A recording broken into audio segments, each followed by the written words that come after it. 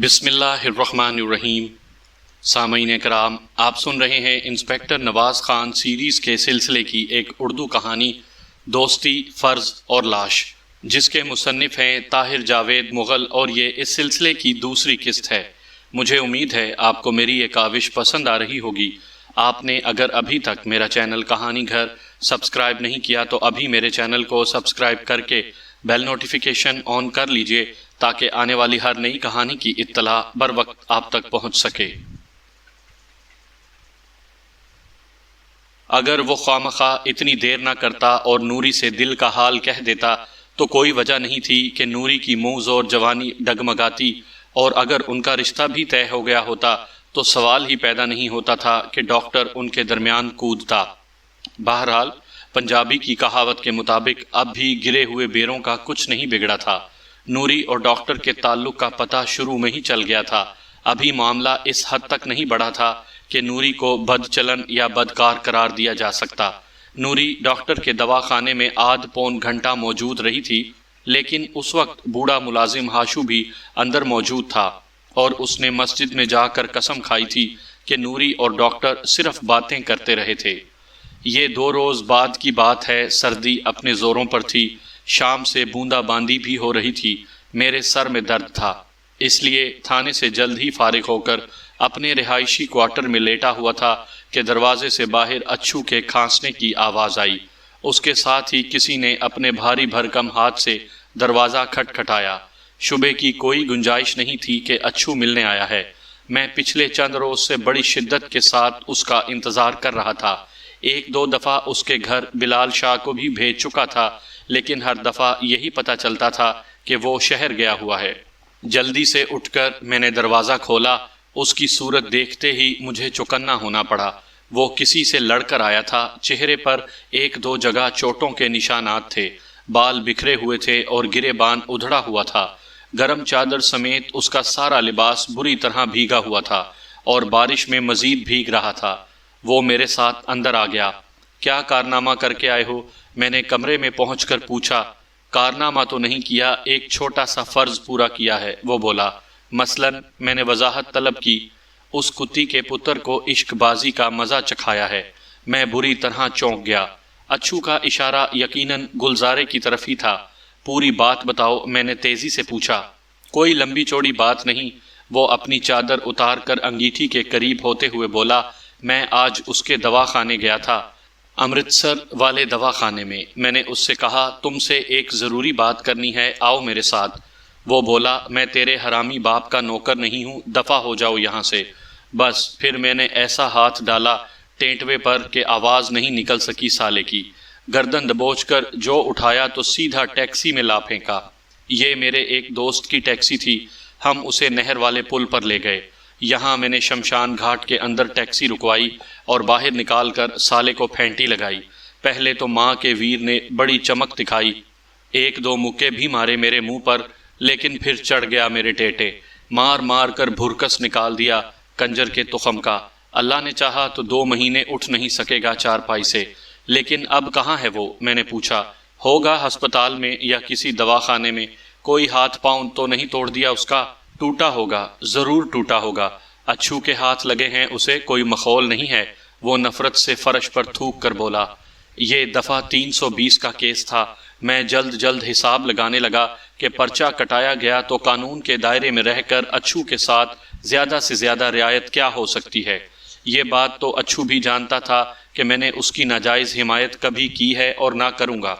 बेशक डॉक्टर गुलजार को भी मैं अच्छा नहीं समझता था, लेकिन अपनी ज़ाती राय को सामने रखकर उसके खिलाफ कोई कदम उठाना मेरे लिए कतई नामुमकिन था। मैंने जो कुछ करना था कानून की हिदायत के मुताबिक करना था। बारिश की वजह से गांव सुनसान पड़ा था। किसी बंदे बशर ने अच्छू को मेरे क्वार्टर में दाखिल होते नहीं देखा था। मैंने मुनासिब समझा कि वो खामोशी के साथ रात यहीं गुजार ले। इस दौरान मैं उसे समझा बुझा भी सकता हूँ। मेरी तबीयत ख़राब थी, इसलिए बिलाल शाह शाम को मेरे लिए जो खाना लाया था वो जूं का तूं पड़ा था। मैंने अंगीठी पर रख कर ये खाना दोबारा गर्म कर दिया। बकरे के पाए का सालन था, तंदूरी रोटी थी और थोड़े से मीठे चावल थे। अच्छू ने सेर होकर खाना खाया, फिर तहबंद की डब से सिगरेट निकाल कर पीने लगा। وہ 8-10 دن بعد گاؤں آیا تھا۔ میں نے اسے وہ باتیں بتائیں جو بلال شاہ کی زبانی مجھ تک پہنچتی رہتی تھیں۔ میں نے اسے اطلاع دی کہ نوری کو 1-1.5 ماہ کے اندر بیاہنے کی بات ہو رہی ہے اور نوری کے رشتے کے لیے اس کا نام بھی لیا جا رہا ہے۔ میں نے محسوس کیا کہ اچھو کی بڑی بڑی خوابیدہ آنکھوں میں موہوم سی چمک پیدا ہو گئی ہے۔ وہ میری بات مزید غور سے سننے لگا۔ میں نے کہا، اچھو، جو کچھ ہوا ہے وہ کچھ زیادہ اہم نہیں ہے۔ ڈاکٹر سے نوری کی میل ملاقات ایک وقتی سی بات تھی۔ اب پنچایت میں ڈاکٹر جو بکواس کر چکا ہے اس کے بعد نوری اس کے منہ پر تھوکے گی بھی نہیں۔ اس وقت وہ ڈاواں ڈول ہے، تم نے اسے سہارا دیا تو ساری زندگی تمہاری ہو کر رہے گی۔ میں نے محسوس کیا کہ میری باتیں اچھو کے دل پر اثر کر رہی ہیں۔ ممکن تھا کہ یہ باتیں پہلے ہی اس کے دل میں موجود ہوں۔ بظاہر وہ سامنے دیوار کو دیکھ رہا تھا، لیکن اس کی آنکھوں میں وہ حسین پرشباب جسم بھرا ہوا تھا جسے وہ بچپن سے چاہتا آیا تھا۔ وہ بے انتہا بوجھل اور لمبے بال جنہوں نے ایک جال کی طرح اس کی سوچوں کو جکڑے رکھا تھا۔ وہ اپنی گمراہ زندگی کو راستے پر لانے کے لیے اب بھی نوری کا ضرورت مند تھا، اسے اپنانا چاہتا تھا۔ اس وقت رات کے 2 بجے تھے جب بیرونی دروازے پر زور کی دستک سنائی دی۔ میرا دھیان فوراً چوہدری نذیر کی طرف چلا گیا۔ وہ بیٹے کی مار پیٹ کی اطلاع دینے آیا ہو۔ کمرے کا دروازہ بند کر کے میں صحن میں آیا۔ کون ہے؟ میں نے پوچھا۔ جواب میں بلال شاہ کی آواز سنائی دی۔ میں نے دروازہ کھولا۔ بارش بدستور جاری تھی۔ بلال شاہ کے بال بھیگ کر پیشانی سے چپکے ہوئے تھے۔ اس کے چہرے پر ہیجانی کیفیت تھی۔ کیا بات ہے؟ میں نے پوچھا۔ وہ بولا، اچھو نے ڈاکٹر گلزار کو قتل کر دیا ہے۔ بلال شاہ کے الفاظ دھماکے کی طرح میرے کانوں میں گونجے۔ میں حیرت سے اس کی طرف دیکھنے لگا۔ وہ بولا، تھوڑی دیر پہلے امرتسر سے 2-3 بندے آئے ہیں، انہوں نے چودھری نذیر کو یہ بات بتائی ہے۔ ڈاکٹر گلزار کی لاش سول ہسپتال میں پڑی ہے۔ چودھری اپنے کچھ رشتہ داروں کو لے کر امرتسر گیا ہوا ہے۔ گلزار کی ماں کو غشی کے دورے پڑ رہے ہیں۔ مجھے بلال شاہ کی باتوں پر یقین نہیں آ رہا تھا، لیکن یقین کیے بغیر چارہ بھی نہیں تھا۔ ایک دم مجھے خطرہ محسوس ہوا۔ بلال شاہ بہت دھیمی آواز میں بولا تھا، مگر رات کے سناٹے میں یہ آواز اچھو کے کانوں تک پہنچ سکتی تھی۔ میں نے کمرے کے بند دروازے کی طرف دیکھا۔ عین اس وقت دروازے میں حرکت پیدا ہوئی، پٹ کھلے اور اچھو کمرے سے نکل کر پوری رفتار سے بیرونی دیوار کی طرف بھاگا۔ یہ دیوار زیادہ اونچی نہیں تھی اور اچھو جیسا جنگلی گھوڑا ایک ہی جست میں یہ دیوار پھلانگ سکتا تھا۔ ایک لمحہ پہلے میرے ذہن میں پیدا ہونے والا اندیشہ 100% درست تھا۔ اچھو نے بلال شاہ کی زبان سے نکلنے والے الفاظ سن لیے تھے اور اب گرفتاری سے بچنے کے لیے راہ فرار اختیار کر رہا تھا۔ یہ سوچنے کا نہیں، کچھ کرنے کا وقت تھا۔ پلک جھپکتے میں اچھو میری نظروں سے اوجھل ہو سکتا تھا۔ میں نے چند قدم بھاگ کر اس پر جست کی اور صحن کے عین درمیان اسے جا لیا۔ ہم اوپر نیچے کیچڑ آلود صحن میں گرے اور لت پت ہو گئے۔ اچھو میرا محسن تھا اور دوست بھی، لیکن اس وقت وہ صرف ایک قاتل تھا اور مجھے اس کو گرفتار کرنا تھا۔ میں نے ایک بھرپور مکہ اس کی ٹھوڑی پر جمایا۔ جواب میں اس نے میری پسلیوں میں زوردار گھٹنا مارا اور دوسرے پاؤں سے مجھے اچھال کر دور پھینک دیا۔ اس کے لمبے تڑنگے جسم میں کسی وحشی گھوڑے کا سا زور تھا۔ میں اس کے ڈیل ڈول کو بڑی پسندیدگی کی نظر سے دیکھا کرتا تھا اور آج یہی ڈیل ڈول میرے مقابلے میں تھا۔ میں بیرونی دروازے کی طرف گرا تھا، یعنی اچھو بھاگنا چاہتا تو اس کے لیے ضروری تھا کہ مجھے راستے سے ہٹائے۔ اس نے بالکل کبڈی کے انداز میں مجھے جھپکی دینے کی کوشش کی۔ میں نے اس کا یہ وار خالی کر دیا اور بھاگ کر اسے جبہے میں لے لیا۔ اس بار ہم دونوں برآمدے کے اندر کمرے کے بالکل سامنے گرے۔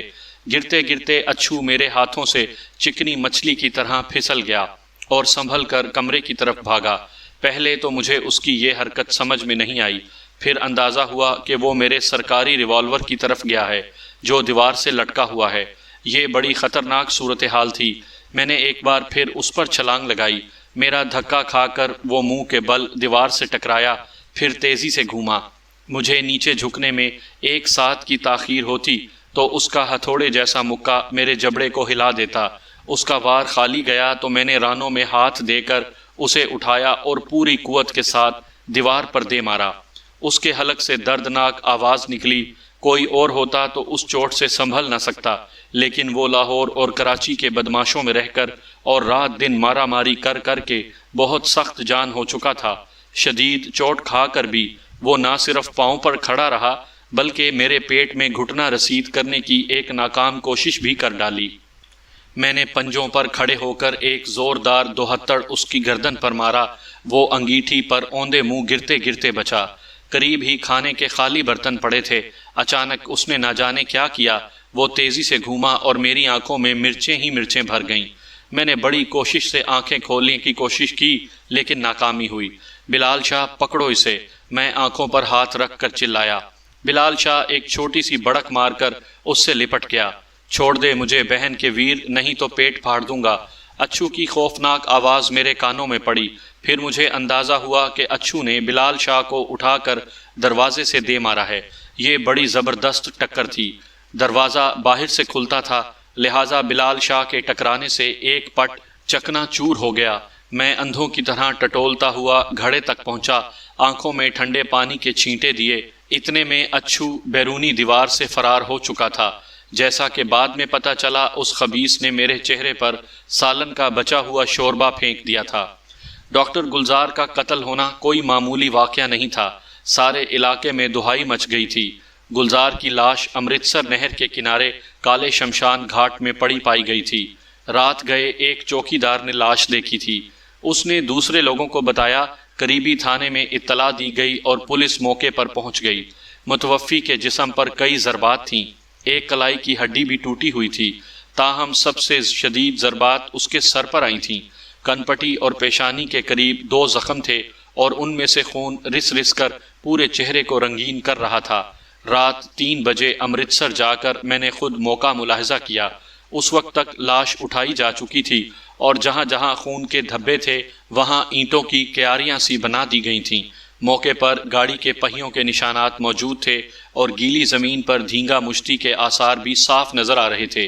ڈاکٹر کے شہر والے دواخانے میں کم از کم 3 گواہ ایسے موجود تھے جن کے سامنے اچھو دواخانے میں گھسا تھا اور اس نے ڈاکٹر کو اٹھا کر ٹیکسی میں پٹکا تھا۔ ٹیکسی پر کوئی نمبر پلیٹ نہیں تھی اور اسے ایک دبلا پتلا سکھ چلا رہا تھا۔ ٹیکسی ڈاکٹر کو لے کر روانہ ہو گئی تو محلے میں شور مچ گیا۔ ایک سکوٹر پر 3 آدمی بیٹھ کر ٹیکسی کے پیچھے روانہ ہوئے تھے، لیکن 10-15 منٹ بعد ناکام واپس لوٹ آئے تھے۔ سب گواہیاں اچھو کے خلاف جاتی تھیں۔ اس بات میں اس شبے کی کوئی گنجائش نہیں تھی کہ اچھو نے ڈاکٹر گلزار سے نوری کی بے عزتی اور بدنامی کا بدلہ لیا ہے۔ وہ پہلے دن سے گلزار کو اپنا رقیب سمجھتا تھا۔ اس کے اندر دشمنی کے جذبات مسلسل پرورش پا رہے تھے اور ڈاکٹر گلزار نے اس کی خالہ زاد کو پورے گاؤں میں بدنام کر دیا تو وہ خود پر قابو نہ رکھ سکا۔ گلزار کو اتنا مارا کہ وہ جان سے ہاتھ دھو بیٹھا۔ یہ بات بالکل سامنے تھی کہ اچھو ڈاکٹر گلزار کو قتل کرنا نہیں چاہتا تھا۔ اس نے صرف اسے مار لگائی تھی، جان سے نہیں مارا تھا۔ اگر اس نے اسے جان سے نہیں مارا ہوتا تو وہ میرے پاس نہ آتا۔ اس نے غلطی یہ کی تھی کہ اسے نیم بے ہوش کر کے وہاں پھینک آیا تھا۔ وہ زخموں کی تاب نہ لاتے ہوئے جاں بحق ہو گیا تھا۔ تقدیر ایک بار پھر اچھو کو دغا دے رہی تھی۔ اگر وہ یہ سب کچھ نہ کرتا تو حالات خود بخود اس کے حق میں ہو رہے تھے۔ اس کی سب سے بڑی تمنا نوری کو حاصل کرنا تھی اور یہ تمنا پوری ہوتی نظر آ رہی تھی، مگر اب وہ ایک قاتل تھا۔ اس کا نصیب نوری کی باہوں کا ہار نہیں، پھانسی کا پھندا تھا۔ اچھو مفرور تھا اور اسے گرفتار کر کے عدالت کے کٹہرے میں لانے کی پوری ذمہ داری مجھ پر تھی۔ میں نے پوری دیانتداری سے تفتیش شروع کی لیکن اس کا کوئی کھوج نہیں ملا۔ مقتول کے لواحقین کی طرف سے زبردست دباؤ تھا۔ وہ تفتیش تبدیل کرانا چاہتے تھے، تاہم اعلیٰ افسروں کو مجھ پر مکمل بھروسہ تھا۔ میں نے اپنا کام جاری رکھا۔ گلزار کی موت کے بعد اچھو کی والدہ، بڑا بھائی اور اس کی بیوی بچے گاؤں سے رفو چکر ہو چکے تھے۔ ان بیچاروں کو خدشہ تھا کہ اچھو کی کرنی ان کے سامنے آئے گی اور گلزار کے وارث انہیں نقصان پہنچانے کی کوشش کریں گے۔ تقریباً 2 مہینے اسی طرح گزر گئے۔ اچھو کا پتہ چلا اور نہ اس ٹیکسی ڈرائیور کا جس نے واردات میں اچھو کی مدد کی تھی۔ بلال شاہ کی زبانی مجھے نوری کے گھر کی خبریں ملتی رہتی تھیں۔ وہ لوگ نوری کا رشتہ ڈھونڈ چکے تھے اور اب جلد از جلد اسے گاؤں سے چلتا کرنا چاہتے تھے۔ اونچی لمبی پونے گنے جیسی نرم ملائم نوری کا نصیب امین فور مین جیسے کھردرے مرد سے جوڑا جا رہا تھا۔ امین فورمین یوں تو اسی گاؤں کا تھا، لیکن اب اس نے امرتسر میں مکان بنا لیا تھا اور اب گاؤں میں اس کا آنا کبھی کبھار ہی ہوتا تھا۔ دیکھنے میں بھلا مانس اور ذمہ دار شخص نظر آتا تھا۔ اس کی عمر 35 کے قریب تھی، رنگ گندمی اور پیشانی سے بال اڑے ہوئے تھے۔ امین فورمین کی ایک بیوی پہلے بھی تھی۔ شادی کے ایک ہی سال بعد ایک حادثے میں اس کا نچلا دھڑ مفلوج ہو گیا تھا اور وہ بیکار چیز کی طرح گھر میں پڑی رہتی تھی، نہ کام کاج کے قابل تھی نہ بچے پیدا کر سکتی تھی۔ امین ایک سرکاری ورکشاپ میں ملازم تھا، یہاں سے اسے معقول تنخواہ ملتی تھی۔ اس کے علاوہ اس نے گاڑیوں کے اسپیئر پارٹس کی ایک دکان بھی کھول رکھی تھی۔ اچھی بھلی آمدن تھی۔ وہ ایک عرصے سے دوسری شادی کا خواہش مند تھا۔ نوری کے والدین سے اس کے رشتہ داری بھی تھی۔ نوری کی 2 بڑی بہنیں اور بھی تھیں۔ ان کی شادی سے پہلے امین نوری کے والد سے اصرار کیا کرتا تھا کہ وہ اپنی ایک بیٹی دے کر اس کا گھر بسا دے، لیکن مہتے نے کبھی اس کی بات پر کان نہیں دھرا۔ اب قدرت نے انوکھا کھیل دکھایا تھا۔ مہتے کو اپنی سب سے چھوٹی اور خوبصورت بیٹی کا ہاتھ امین کے ہاتھ میں تھمانا پڑ رہا تھا، اور وہ بھی بڑی عاجزی کے ساتھ۔ نوری کی قسمت پر افسوس ہی کیا جا سکتا تھا۔ ایک چاہنے والے نے اسے دھوکہ دیا، دوسرے نے غضب میں آ کر پھانسی گیٹ کے راستے پر قدم رکھ دیا۔ اب وہ ایک پکی عمر کے بیاہتا مرد کے پلے باندھی جا رہی تھی۔ 2 ہفتے کے اندر اندر نوری کی شادی ہو گئی اور وہ امیر فورمین کی دلہن بن کر امرتسر چلی گئی۔ یہ سراسر ایک بے جوڑ شادی تھی اور کسی کو بھی نوری کے اس انجام پر خوشی نہیں ہوئی۔ رخصتی کے موقع پر نوری کی ایک سہیلی تو رو رو کر بے ہوش ہو گئی اور بعد میں اسے ہسپتال پہنچنا پڑا۔ وقت اپنی دھیمی رفتار سے آگے کو سرکتا رہا۔ ہر نیا دن گزرنے والے دن کے واقعات پر گرد کی تہ چڑھاتا رہا۔ راپور کی گلیوں میں ننگی ٹانگوں والے شریر بچے کھیلتے رہے، کنووں پر لڑکیاں گھڑے بھرتی رہیں، بیلے میں نوجوان مائیے کی تانے بکھیرتے رہے، اور پنچایت گاہ کے گھنے برگدوں کے نیچے بڑے بوڑھوں کی محفلیں جمتی رہیں۔ اگر کہیں دوبارہ رونق نظر نہیں آئی تو وہ 2 جگہیں تھیں۔ ایک ڈاکٹر گلزار کا دیہاتی دواخانہ جو کھلنے کے 2 ماہ بعد ہی بند ہو گیا تھا، اور دوسرا اچھو کا گھر، جس کے مکین زندگی کے خوف سے اپنا بسیرا چھوڑ چکے تھے اور اب پختہ لکڑی کے دروازے پر لگا ہوا بڑا سا آہنی تالا دن بدن زنگ آلود ہوتا جا رہا تھا۔ اچھو ابھی تک مفرور تھا اور مجھے شک تھا کہ وہ جلد یا بدیر نوری تک پہنچنے کی کوشش کرے گا۔ یہی وجہ تھی کہ نوری کے شوہر امین فورمین کو میں نے مسلسل نظر میں رکھا ہوا تھا۔ راپور سے امرتسر کا فاصلہ 8-10 میل سے زیادہ نہیں تھا۔ ہفتے میں ایک آدھ بار میرا امرتسر جانا ہو ہی جاتا تھا۔ میں جب بھی امرتسر جاتا کسی نہ کسی بہانے امین سے ملاقات ضرور کرتا۔ امرتسر کی اصل آبادی سے کچھ فاصلے پر وہ ایک بہت بڑی ورکشاپ میں کام کرتا تھا۔ یہ ورکشاپ کئی ایکڑ رقبے پر پھیلی ہوئی تھی۔ ورکشاپ کی حد بندی کرنے کے لیے خاردار تاریں لگائی گئی تھیں۔ ان تاروں کے اندر مختلف محکموں کی بے شمار نئی اور پرانی گاڑیاں کھڑی رہتی تھیں۔ امین کے نیچے 15-20 مکینک کام کرتے تھے۔ وہ خود مین گیٹ کے پاس لکڑی کے ایک چھوٹے سے کیبن میں بیٹھا کرتا تھا۔ کوئی کام الجھ جاتا تو مکینک آ کر اسے بتا دیتے تھے۔ میں نے امین کو صاف لفظوں میں سمجھا دیا تھا کہ وہ اشرف عرف اچھو کی طرف سے چوکس رہے، وہ مفرور ہے اور کسی بھی وقت سامنے آ سکتا ہے۔ امین میری بات سمجھ گیا تھا۔ ویسے بھی یہ سارا قصہ الف سے لے کر یہ تک اسے معلوم تھا۔ اس سے نوری کے بارے میں کوئی بھی بات چھپانا فضول تھا۔ ایک روز کچہری سے واپس آتے ہوئے میں امین سے ملنے رک گیا۔ ورکشاپ میں پہنچا تو وہ اپنے کیبن میں موجود نہیں تھا۔ کیبن سے باہر لوہے کی کرسیوں پر اس کے 3-4 ملنے والے بیٹھے ہوئے تھے۔ وہ نوجوان تھے اور 2 ٹیکسیوں پر یہاں پہنچے تھے۔ شکل و صورت اور لباس سے وہ سب ٹیکسی ڈرائیور ہی لگتے تھے۔ میں سادہ لباس میں تھا، اس لیے نوجوانوں نے میری موجودگی کی کوئی پرواہ نہیں کی اور اپنی روانی میں بات چیت کرتے رہے۔ وہ ایک دوسرے کو الٹے پلٹے ناموں سے پکار رہے تھے، فحش گالیوں سے نواز رہے تھے اور بار بار کسی دوڑ کا ذکر کر رہے تھے۔ میں نے ان کی باتوں پر کان لگائے تو پتہ چلا کہ وہ کسی ٹیکسی دوڑ کا ذکر کر رہے ہیں اور اس دوڑ پر شرطیں وغیرہ لگانے کی بات ہو رہی تھی۔ ان دنوں امرتسر میں ٹیکسی دوڑ اور تانگا دوڑ کا بڑا رواج چلا ہوا تھا۔ یہ دوڑیں چوری چھپے لگتی تھیں اور ان پر بڑی بڑی شرطیں لگائی جاتی تھیں۔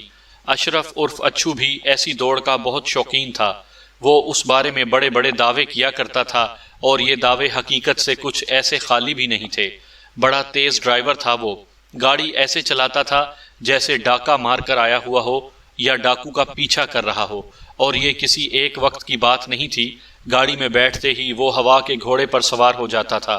ایک دفعہ ایک ٹیکسی دوڑ میں حصہ لینے کے لیے اس نے اپنے پیر استاد کی ٹیکسی چرا لی تھی اور راتوں رات امرتسر سے دہلی پہنچ گیا تھا۔ بڑی کشش تھی اس کے لیے ایسے کاموں میں۔ ڈرائیوروں میں جو گفتگو ہو رہی تھی اس سے مجھے چند اور باتوں کا بھی پتہ چلا۔ وہ امین فورمین کو استاد ملتانی کے نام سے یاد کر رہے تھے اور اس کے متعلق بڑی دلچسپ باتوں میں مصروف تھے۔ ایک نے کہا، یار سنا ہے نئی استادنی استاد کو قریب نہیں پھٹکنے دیتی۔ دوسرا بولا، بات تو ٹھیک لگتی ہے، استاد ساری رات اکیلا چارپائی توڑتا رہتا ہے، اسی لیے تو ورکشاپ آ کر جمائیاں لینے لگتا ہے۔ تیسرا بولا، اس سے تو دوسرا مطلب بھی لیا جا سکتا ہے، ہو سکتا ہے وہ رات کو استادنی کے ساتھ مل کر جاگتا ہو، دونوں نو کا پہاڑا یاد کرتے رہتے ہوں۔ سب سے پہلے والے فربا اندام ڈرائیور نے کہا لگایا، نہیں یار، رات کو نو کا پہاڑا پڑھا جاتا تو ورکشاپ آ کر استاد کا موڈ اس طرح خراب نہ ہوتا۔ دیکھتے نہیں ہر ایک کو کاٹنے دوڑتا ہے۔ بھورے رنگ کا ایک پھرتیلا سا نوجوان ڈرائیور بولا، ہم سب کھوتے کے پتر ہیں، ایک ایسے شخص کے بارے میں پریشان ہو رہے ہیں جو ہے ہی استاد۔ اڑیل سے اڑیل گاڑی اس کے ہاتھ میں آ کر رواں ہو جاتی ہے، استادنی کو سٹارٹ ہوتے بھی زیادہ دیر نہیں لگے گی، دیکھ لینا تم۔ یکا یک ان سب کو چپ ہونا پڑا۔ امین فورمین ایک میلے کپڑے سے ہاتھ پونچھتا واپس چلا آ رہا تھا، اس کے ساتھ ایک نو عمر مکینک بھی تھا۔ مجھے دیکھ کر امین سیدھا میری طرف چلا آیا۔ نو عمر مکینک نے باہر بیٹھے ڈرائیوروں کے ساتھ سرگوشیاں کیں اور وہ خاموش ہو گئے۔ نو عمر مکینک نے غالباً انہیں بتا دیا تھا کہ اندر تھانے دار بیٹھا ہے، وہ ذرا ہوش سے گل بات کریں۔ امین فورمین میرے ساتھ باتوں میں مصروف ہو گیا۔ گفتگو کے دوران اس کی کلائی پر سے ایک قمیص کا بازو اوپر ہوا تو میری نگاہ اس گھڑی پر پڑی۔ میں چونک گیا۔ سنہری ڈائل والی یہ خاصی قیمتی گھڑی تھی، کم از کم 500 قیمت تھی اس کی۔ اس سے پہلے بھی میں امین کے پاس کئی مہنگی اشیاء دیکھ چکا تھا۔ ابھی حال ہی میں اس نے 3-4 ہزار روپے کی ایک سیکنڈ ہینڈ موٹر سائیکل بھی خریدی تھی۔ جرمنی کی بنی ہوئی یہ دیو ہیکل موٹر سائیکل وہ گاؤں بھی لے کر گیا تھا۔ دور دور سے لوگ یہ عجیب و غریب شے دیکھنے کے لیے جمع ہو گئے تھے۔ ہر طرف مشہوری ہو گئی تھی کہ مہتے کا داماد 10 گھوڑوں کی طاقت والی موٹر سائیکل چلاتا ہے۔ مجھے صاف طور پر اندازہ ہو رہا تھا کہ امین فورمین کے پاس اس کی آمدن سے زیادہ پیسے ہیں۔ میں نے اس کی دکان دیکھی ہوئی تھی اور تنخواہ کا بھی پتہ تھا۔ وہ جتنا خوشحال نظر آ رہا تھا اتنا ہو نہیں سکتا تھا۔ نہ جانے کیوں میرے ذہن میں اس کے خلاف شبہات سر اٹھانے لگے۔ میں نے اپنے ایک ہوشیار مخبر کو مستقل طور پر امین فورمین کی نگرانی پر لگا دیا۔ یہ مخبر اسی علاقے کا رہائشی تھا جہاں امین فورمین اپنی دونوں بیویوں کے ساتھ رہائش پذیر تھا۔ اس مخبر نے 8-10 روز کے اندر مجھے کئی کارآمد اطلاعات دیں۔ ان اطلاعات سے اس بات کی بھی تصدیق ہوئی کہ اپنی نئی نویلی دلہن سے امین کی ناچاکی ہے، وہ اسے ڈانٹتا ڈپٹتا ہے اور وہ بھی کمرہ بند کیے پڑی رہتی ہے۔ مخبر نے ایک اور خاص خبر دی۔ اس نے بتایا کہ امین فورمین کے ایک بھگتو نامی نوجوان سے تعلقات ہیں اور یہ نوجوان چوری چھپے گاڑیوں کے پرزے فروخت کرتا ہے۔ مخبر نے بتایا کہ بھگتو یہ کام اپنے گھر پر کرتا ہے۔ جن لوگوں کو اس کے کاروبار کا پتہ ہے وہ بڑی رازداری سے اس کے گھر واقعہ ٹھنڈی کھوئی پر پہنچتے ہیں اور نہایت قیمتی پرزے کوڑیوں کے بھاؤ خرید لاتے ہیں۔ یہ اطلاع میرے لیے خاصی اہم اور دلچسپ تھی۔ بعض اوقات تفتیش اپنا راستہ خود چن لیتی ہے۔ میں نے امین فورمین سے رابطہ اس لیے رکھا ہوا تھا کہ اگر اچھو اس تک پہنچنے کی کوشش کرے تو گرفتار کیا جائے، لیکن اس رابطے کی وجہ سے امین کا ایک راز کھل کر سامنے آ گیا تھا۔ میں نے اس اطلاع کی تصدیق کرنے کی ذمہ داری بلال شاہ کو سونپی۔ وہ ایک فرضی گاہک کے طور پر امرتسر پہنچا اور کچھ ڈرائیور ٹائپ لوگوں سے مل ملا کر بھگتو تک جا پہنچا۔ بلال شاہ نے بھگتو سے ایک مورس کار کا ایکسل خریدا، عرف عام میں اسے گوڈا بھی کہتے ہیں۔ یہ گوڈا ان دنوں مارکیٹ میں بہت مشکل سے ملتا تھا اور اگر ملتا بھی تھا تو 100 روپے سے کم قیمت نہیں ہوتی تھی۔ بلال شاہ نے یہ صرف 20 روپے میں خریدا اور اسے اخبار کے کاغذ میں لپیٹ کر سیدھا میرے پاس راپور لے آیا۔ پرزوں کی تھوڑی بہت پہچان مجھے بھی تھی۔ میں نے اچھی طرح گوڈے کا معائنہ کیا۔ وہ بالکل برینڈ نیو اصلی پرزہ تھا۔ میں نے اس معاملے میں تھوڑی سی تفتیش اور کرائی تو سعد اللہ خان نامی ایک پٹھان ٹرک ڈرائیور سلطانی گواہ بن گیا۔ اس نے بتایا کہ شروع میں اس نے بھی بھگتو سے کچھ پرزے خریدے تھے۔ وہ ایک عرصے سے یہ کام کر رہا ہے اور ہزاروں کما چکا ہے۔ تھانے میں سنسنی خیز انکشاف کرتے ہوئے سعد اللہ خان نے کہا، انسپیکٹر صاحب، اس حرام خور بھگتو کے گھر میں ہزاروں کا مال پڑا رہتا ہے۔ وہ یہ پرزے گورنمنٹ کے ورکشاپ سے چوری کرتی ہے۔ اصل بات تو خدا جانتی ہے، لیکن جہاں تک ہمیں معلوم ہے ملی بھگت کے بغیر یہ کام نہیں ہو سکتا۔ وہ کافر کا بچی امین فورمین بھی اس کا پورا مدد کرتی ہے۔ میں نے پوچھا، امین فورمین کیا مدد کرتا ہے؟ وہ بولا، وہ اپنی آنکھیں بند رکھتی ہے، بس یہی اس کا بہت بڑا مدد ہے۔ بھگتو اور اس کے ساتھی رات کو جاتے ہیں، تار کاٹ کر ورکشاپ میں گھستے ہیں اور گاڑیوں کا انجر پنجر ڈھیلا کر کے لے آتے ہیں۔ سب کچھ امین فورمین کی ناک کے نیچے ہوتا ہے، لیکن وہ خدائی خوار چپ رہتی ہے۔ اس کو چپ رہنے کا قیمت ملتی ہے، رشوت کھاتی ہے وہ۔ میں نے پوچھا، یہ کام کب سے ہو رہا ہے؟ سعد اللہ خان نے جواب دیا، ہم کو نہیں معلوم، لیکن 4-5 مہینے سے یہ کام بڑے زور پر ہے۔ ہم نے سنا ہے کہ پہلے امین فورمین اس حرامی بھگتو کی بات نہیں مانتی تھی، راضی ہی نہیں ہوتی تھی۔ اسے اپنی نوکری کا خطرہ تھا، پھر معلوم نہیں کیا بات ہوا، وہ راضی ہو گیا۔ اب وہ بھگتو کے سامنے چوں نہیں کرتی، کھلی چھٹی دے دی ہے اس بے ایمان کو، اور وہ دیمک کا مافک رات دن چاٹ رہی ہے ورکشاپ کی گاڑیوں کو۔ سعد اللہ خان نے اس معاملے پر بہت کھل کر اور تفصیل سے بات کی تھی۔ اس کی گفتگو سے میں نے یہ نتیجہ نکالا کہ امین فورمین پرزوں کی اس چوری میں ملوث تو ہے، لیکن اس کام کے لیے اسے مجبور کیا گیا ہے۔ شروع میں اس نے بھگتو سنگھ کی بات نہیں مانی، بلکہ اسے پکڑوانے کی دھمکیاں بھی دیں، لیکن کچھ عرصے بعد اچانک نہ جانے کیا ہوا کہ سب اندیشے بالائے طاق رکھ کر وہ بھگتو سنگھ کی لائن پر آ گیا۔ دوسرے لفظوں میں بھگتو سنگھ نے اسے مجبور کر دیا کہ وہ ورکشاپ میں ہونے والی چوری سے آنکھیں بند رکھے۔ اس چشم پوشی کے بدلے میں بھگتو سنگھ اپنی کالی کمائی میں سے کچھ رقم امین فورمین کو بھی دے دیتا تھا۔ یہ رقم صرف امین فورمین کی نہیں ہوتی تھی، بلکہ کئی اور افراد بھی اس میں شریک تھے، جن میں ورکشاپ کے 2 چوکیدار بھی شامل تھے۔ امین کے حصے میں مشکل سے 150 روپیہ آتا تھا، یعنی ایک معمولی رقم کے عوض امین فورمین ایک بڑا خطرہ مول لینے پر مجبور تھا، اور اس وجہ سے بھگتو سنگھ سے اکثر اس کی لڑائی بھی رہتی تھی۔